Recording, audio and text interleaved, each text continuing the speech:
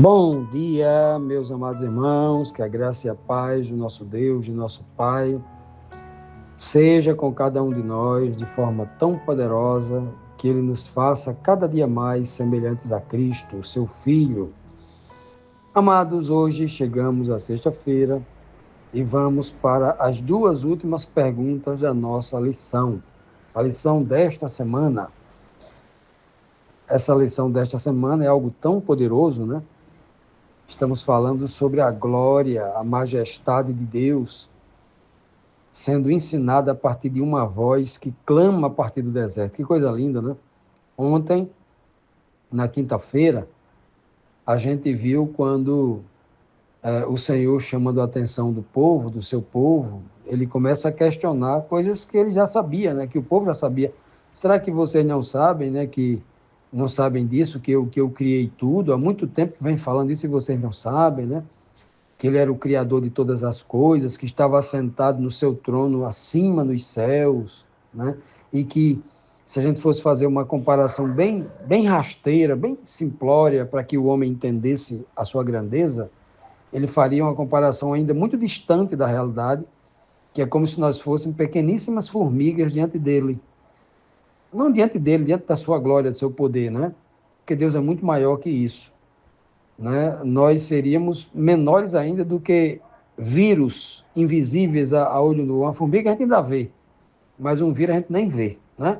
Seria menor do que um átomo, né? Comparando a gente com Deus. Então, diz que foi ele quem fez tudo, foi ele que estendeu o céu, foi ele quem espraiou a terra, foi ele quem, né? É ele quem coloca os reis nos seus tronos, é ele quem tira as autoridades, as pessoas que têm autoridade, né? E todas essas pessoas, a mais poderosa, para ele é como se fosse uma folhinha seca. Ele dá um sopro, aquele vento ali de outono, some com aquela folha, que aquela folha é como se nunca existisse, né? Uma palha seca, que o vento leva e desaparece. Vimos também que Deus faz uma pergunta: vocês vão comparar o Santo Deus com o quê? Né? Com quem vocês vão comparar? Porque não tem ninguém, nenhum ser que possa ser comparado com Deus. Ninguém pode ser comparado com Deus, né? Ninguém é igual a ele. Aí ele manda que olhe para os céus e veja as estrelas dele, né? Que ele criou. Ele dá um exemplo aqui do exército de anjos que ele criou e deu nome a cada um e chama cada um pelo seu nome. Quando ele chama cada um pelo seu nome, cada um deles responde, né, a Deus. Que coisa linda, né? E nenhum deles deixa de responder se Deus perguntar. Que coisa, que poder, né? Que glória.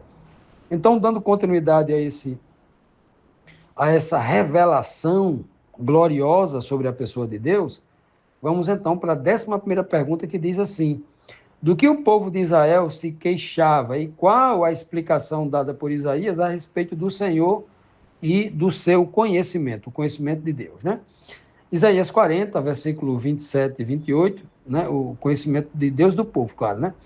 Então, o versículo 27 e 28 diz assim: por que, pois, dize, ó Jacó, e falas, ó Israel, o meu caminho está encoberto ao Senhor, e o meu direito passa despercebido ao meu Deus?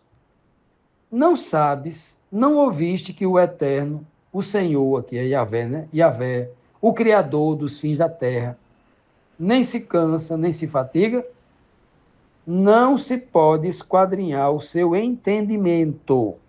Não se pode medir o conhecimento, o entendimento. Não fala nem conhecimento aqui, fala de entendimento. Entendimento no sentido de discernimento espiritual.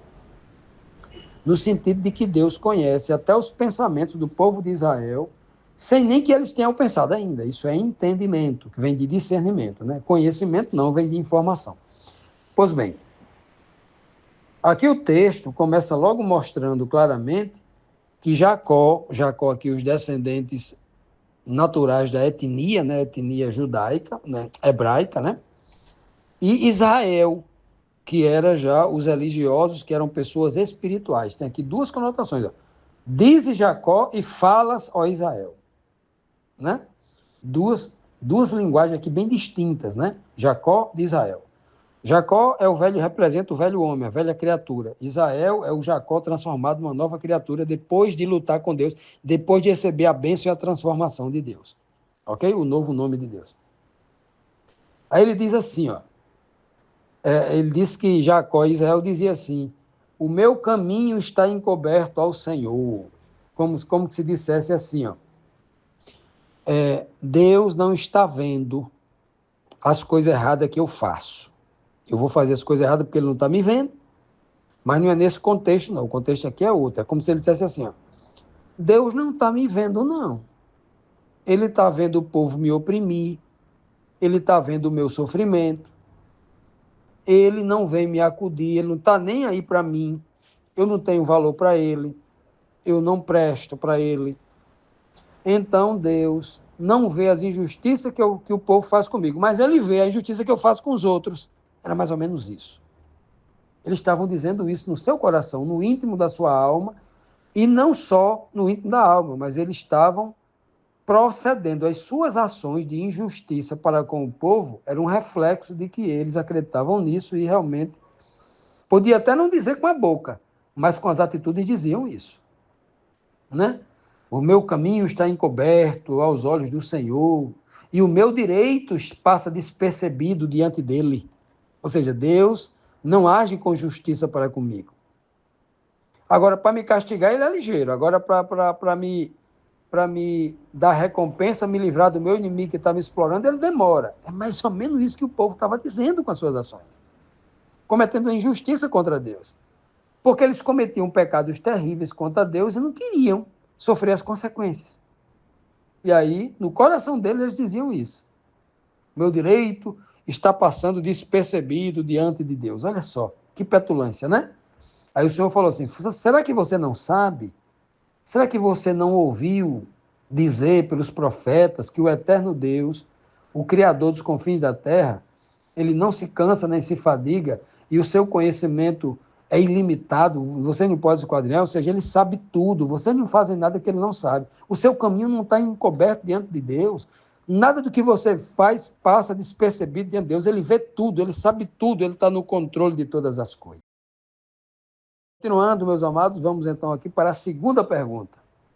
O que o profeta Isaías explica sobre como Deus age em relação aos cansados e qual a mensagem de esperança que ele deixa aqui para o povo, para o seu povo, né?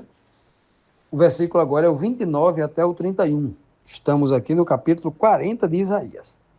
O texto diz: faz forte ao cansado e multiplica as forças ao que não tem nenhum vigor.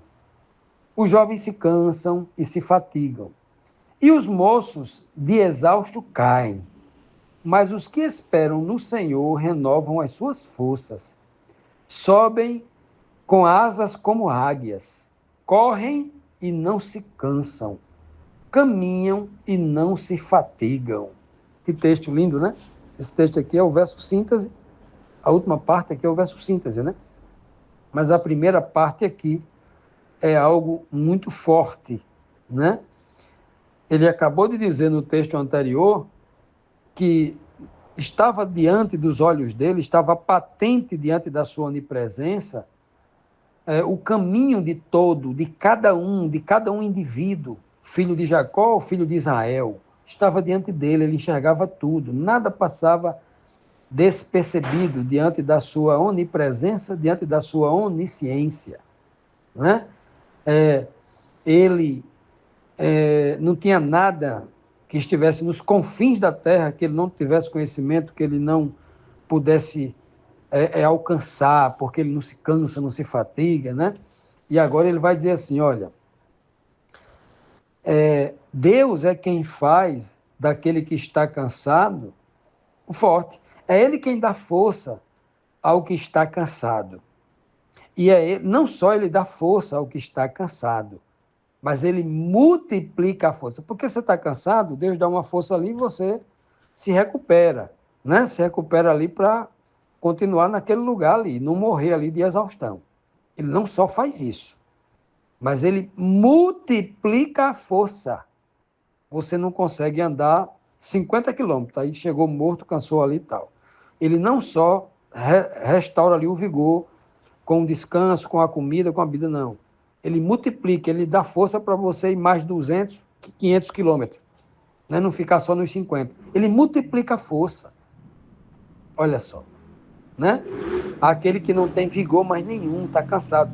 Claro que vigor aqui, ele não está falando especificamente de vigor físico, que Deus dá também isso.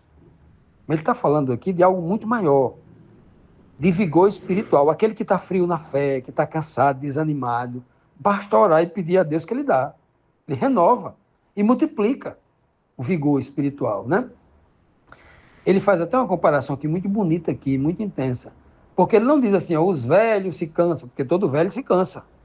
Ele está falando do jovem se cansa. Até o jovem se cansa, né? E diz que os moços se fatigam de tal forma que caem de exaustão. Ora, como é que jovem e moço faz isso? Muita gente diz assim, rapaz, o meu filho, porque as crianças têm uma energia, né? O meu filho tem uma energia infindável. Quando ele começa a correr, ele cansa todo mundo ao redor. Realmente as crianças têm um vigor, parece que, né? Elas não conseguem medir o vigor que tem, né? A Deus está dizendo que tanto as crianças como os jovens, eles se cansam e caem, né? As crianças caem. Mas o idoso de 99 anos que espera no Senhor renovam suas forças. Ou seja, tem mais força do que uma criança. Claro que a força que ele está falando aqui é uma força de nível espiritual. Ele está dizendo assim, olha, quem espera em Deus nunca vai se cansar, porque as suas forças estão sempre sendo renovadas. Que coisa, né, meus amados? Que linguagem o Senhor está colocando. Ele faz uma comparação aqui. A comparação que nós já vimos lá no verso síntese, que nós comentamos, né? De trás para frente caminha, não se fatiga, corre, não se cansa, e voa e sobe como águias, né? Até encontrar lá nos altos o maior tesouro, o maior conhecimento, que o contexto aqui está mostrando que Deus está nos céus, o seu trono está nos céus, é como se o texto dissesse, você como ser humano aqui, quando ouviu falar de Deus pela primeira vez, começou a aprender dele, você começou a caminhar. Quando você começa a conhecer mais de Deus, você começa a correr. Mas quando você tem uma intimidade com Deus, você vai voar, você vai ter um contato pessoal com Ele lá nos céus. Um contato espiritual, não pessoal, né? Fisicamente, pessoalmente falando, mas espiritual. É uma progressão tão linda daqueles que esperam com o Senhor, que até o velho de mais de 100 anos de idade torna-se mais forte do que o jovem ou uma criança, cheio de vigor físico. Comparando aqui o vigor físico com as forças espirituais que Deus dá. E quem é mais forte? É a força física ou a força espiritual? Claro que é espiritual. E essa é uma mensagem ao homem espiritual, mostrando que no Senhor está a força renovada, uma renovação diária, uma renovação contínua. Só há no Senhor. Não há no exercício físico, não há na alimentação, não há na suplementação, não há nos remédios fabricados pela ciência, não há. Renovação mesmo, verdadeira, e para a vida eterna só há no Senhor.